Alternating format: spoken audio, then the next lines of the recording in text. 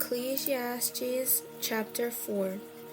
Again, I observed all the acts of oppression being done under the sun. Look at the tears of those who are oppressed. They have no one to comfort them. Power is with those who oppress them.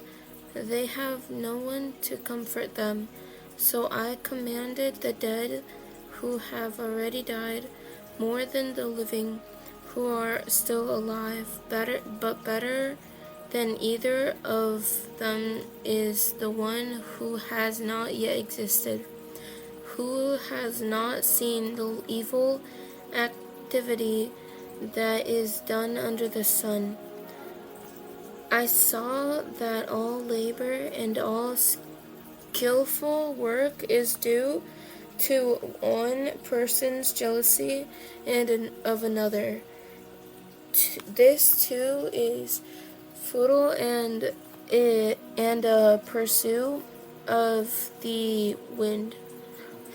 The fool folds his arms and consumes his own flesh. Better one handful with rest than two handfuls with effort and pursuits of the wind. Again, I saw futility under the sun. There is a person without a companion, without even a son or brother, and though there is no end to all his struggles, his eyes are still not content with riches. Who am I struggling for, he asks, and depriving myself of food, of good things? This too is futile and a miserable task. Two are better than one because they have a good reward for their efforts. For it either falls, his companion can lift him up, but pity the one who falls without another to lift him up. Also,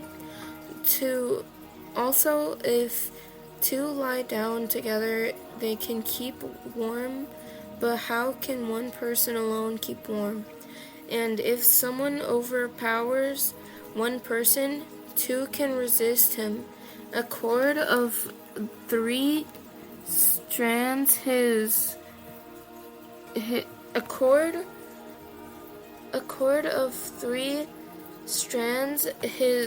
not easily broken.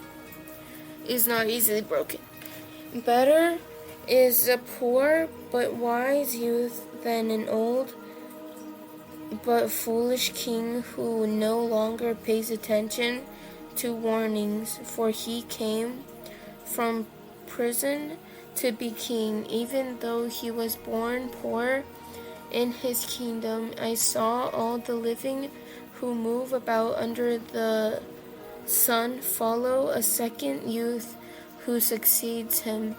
There is no limit to all the people who were before them, yet those who come later will not rejoice in him.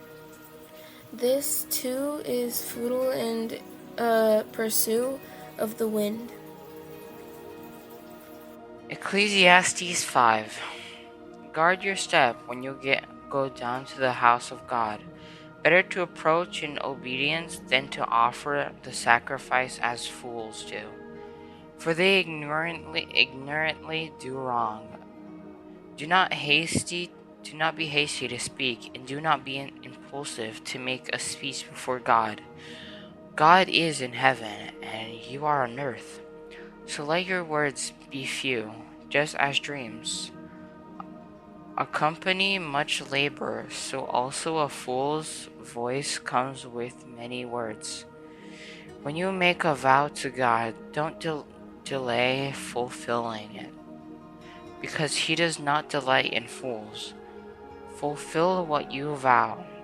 Better Better that you do not vow than that you vow and not fulfill it.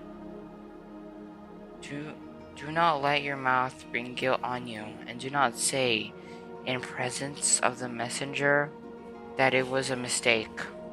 Why should God be angry with your words and destroy the work of your hands? For many dreams bring futility, so do many words. Therefore fear God. If you see oppression of the poor, and provision of justice and righteousness in the province, don't be astonished at the situation, because one official protects another official, and higher officials protect them. The profit from the land is taken by all the kings and is served by the field. The one who loves silver is never satisfied with silver, and whoever loves wealth is never satisfied with income. This too is futile. When good things increase, the one who consumes them multiply. What then is the profit to the owner except to gaze at them with his eyes? The sleep of the worker is sweet, wealthier, whether he eats little or much, but the abundance of the rich permits him no sleep. There is a sickening tragedy I have seen under the sun: wealth kept by its owner to his harm. That wealth was lost in a bad venture. So when a son, he was empty-handed. So when he fathered a son, he was empty-handed.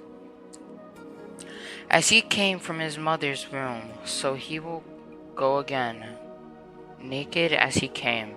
He will take nothing for his efforts that he can carry in his hands. This too is a sickening tragedy. Exactly as he comes, so he will go. What does the one gain who struggles for the wind? What is more, he eats in darkness all his days, with much frustration, sickness, and anger. Here is what I have seen to be good.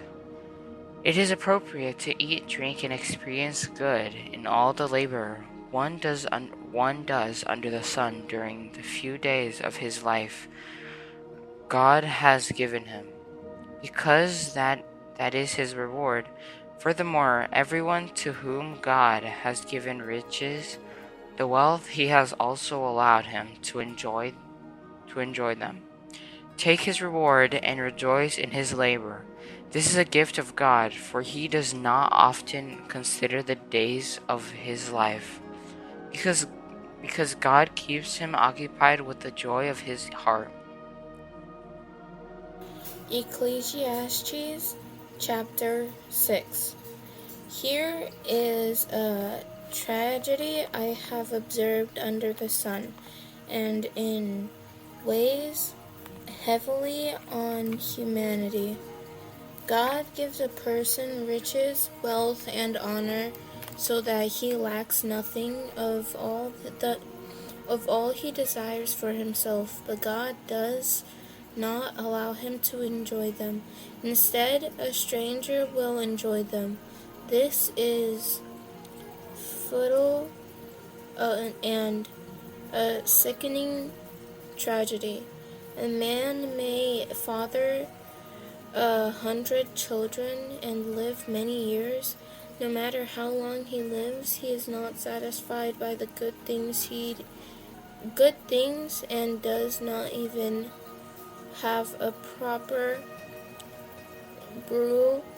I say that a stillborn child is better off than he, for he comes in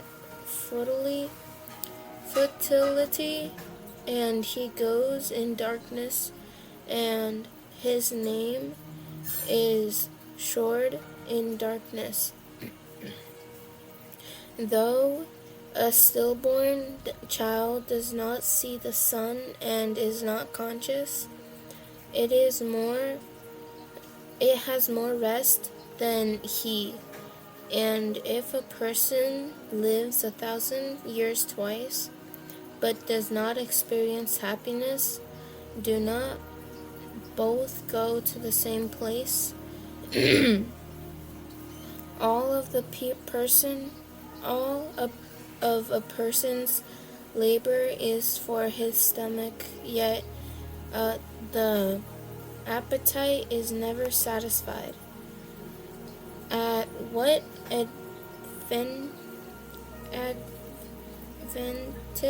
advantage then does a wise person have over the fool?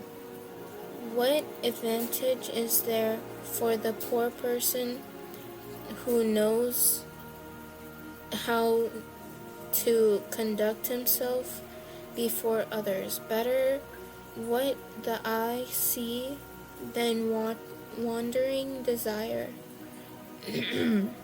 This too is futile and a pursuit of the wind. Whatever exists was given to its name long ago, and it is known what mankind is, but he is not able to contend with the one stronger than he. For when there are many words, they increase futility. What is the advantage for mankind? For who knows what is good for anyone in life in a few days of his futile life that he spends like a shadow? Who can tell anyone what will happen after him under the sun?